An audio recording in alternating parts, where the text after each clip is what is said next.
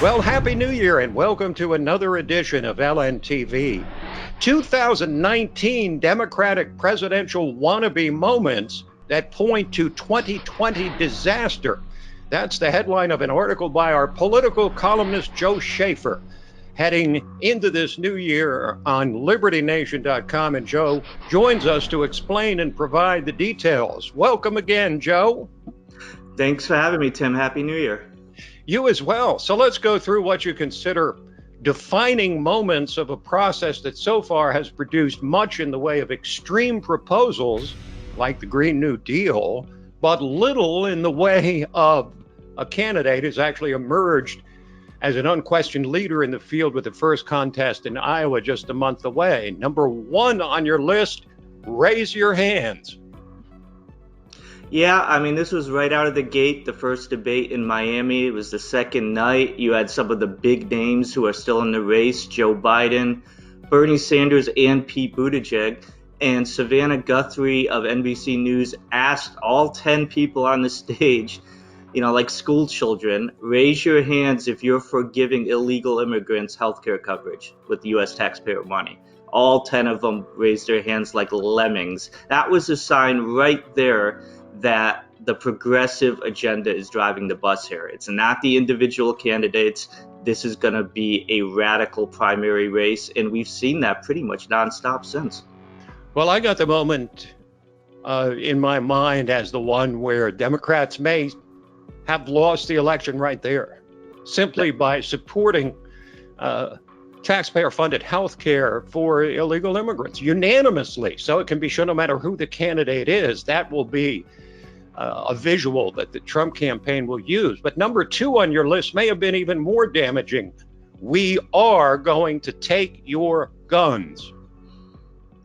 Yeah, that's Beto O'Rourke. He came like a comet and fell just as fast. But unfortunately for Democrats, he left his mark, and that was it. That was in the September debate.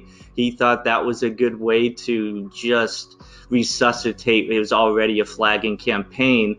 But, if the NRA could come up with a poster child for the grasping, gun-grabbing Democrat, you couldn't come up with a better ad campaign than what Beto O'Rourke offered with that statement. Yes, hell yes, we are going to take your guns. That's what he told the American people on national TV.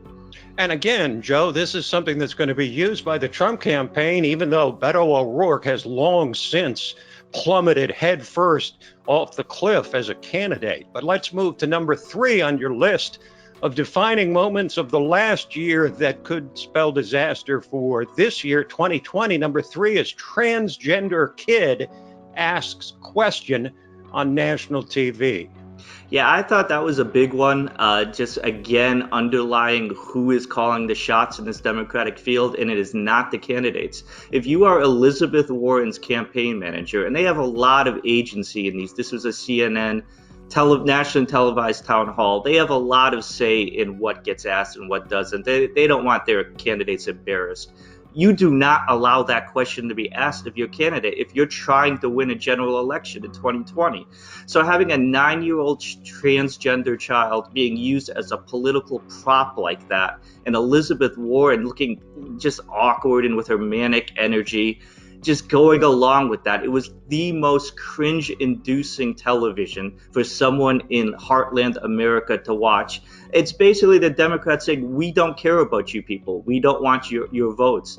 And to me, it was, again, the progressives saying, I don't think they care about winning this election as long as the issues that matter to them get pushed into the national conversation.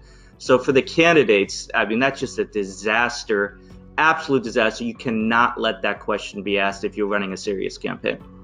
Raising your hands, taking away guns, transgender kid, they're all disastrous in different ways for the Democrats that will all come back to haunt them. But the number four one on your list is not something that's had a lot of attention paid to it. It's unhinged moderators.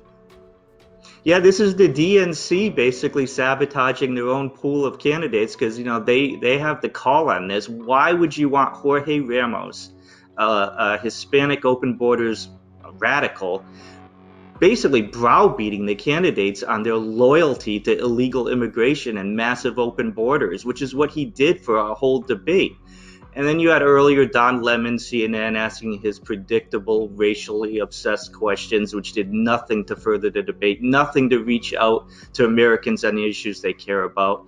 And of course, Rachel Maddow. Why do you have her asking questions? Just, she actually was fairly composed for what she can be, but she, it was all baked in with her questioning. She got in her Mueller conspiracy theories, the Trump-Russia stuff, asking one of the candidates whether or not Trump could be criminally prosecuted after they remove him from office. So, this is the DNC allowing radicals in the media to frame the issues that the presidential candidates in their own party are going to run on. The candidates themselves are not allowed to do it.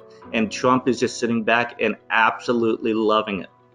Okay, Joe, so the last item on your list, number 5 of defining moments of 2019, which will haunt the Democrats in 2020, is Hillary's eternal shadow. Yep, it's still there. It's always been there. It's not going anywhere. She's let us know that. Every time she's made a statement such as, I have no plans to run, or I'm only concerned with beating Trump in 2020, she's sending out that message, I'm still here. I'm going to be here next summer. It makes the candidates look small, which I don't think matters to her one bit, we know. It shows, again, they don't have the stature to move the party beyond these old ghosts of the Clintons, reduces them in the eyes of the American people, but then it also lets it be known, it weighs this Clinton baggage on whoever the nominee is going to be. And if nobody emerges, then she gets this rise to the top, perhaps, as a, hey, here I am to rescue the party, which is even more disastrous.